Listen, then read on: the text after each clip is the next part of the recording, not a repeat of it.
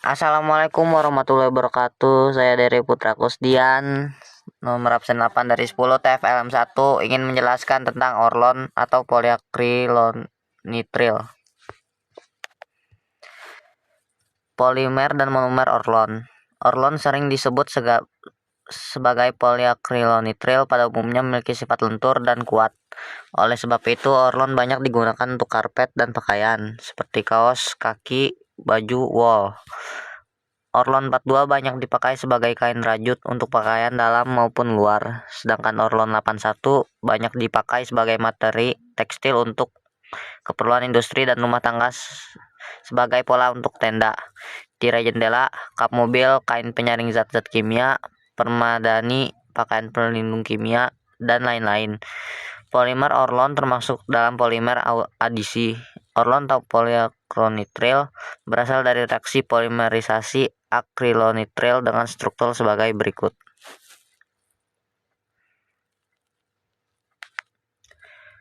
Proses pembentukan Orlon.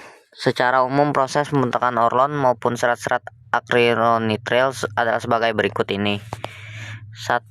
40 bagian berat amonium persulfat sebagai katalisator serta 80 bagian natrium sebagai pengaktif yang dilarutkan dalam 94 bagian air suling pada suhu 40 derajat Celcius. Kemudian sesudah 2 jam, 16 bagian campuran akrylonitril 90% dan monomer etilenat 10% ditambahkan secara perlahan sambil diaduk-aduk.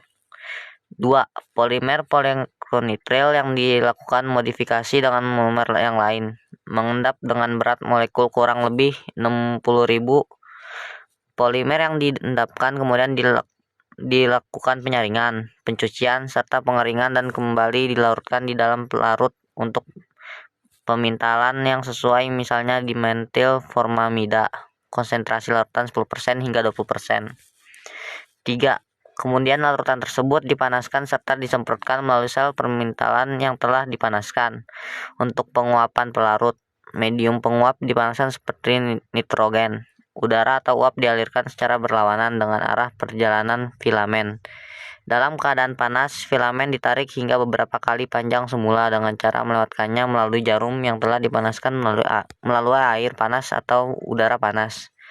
Suhu penarikan bisa bervariasi mulai dari 100 derajat sampai 250 derajat Celcius, tergantung dari berapa lamanya kontak dalam pemanasan. Reaksi pembentukan Orlon. Akrylonitril mempunyai nama lain yaitu vinil cyanida, CH2CHCN. Panjang rantai terus bertambah selama reaksi berlangsung serta terbentuk rantai polimer yang panjang dengan komposisi sebagai berikut. Manfaat Orlon. Keistimewaan Orlon: 1. Keras dan kuat serta tahan terhadap banyak pelarut dan bahan kimia. 2. Lambat terbakar. 3.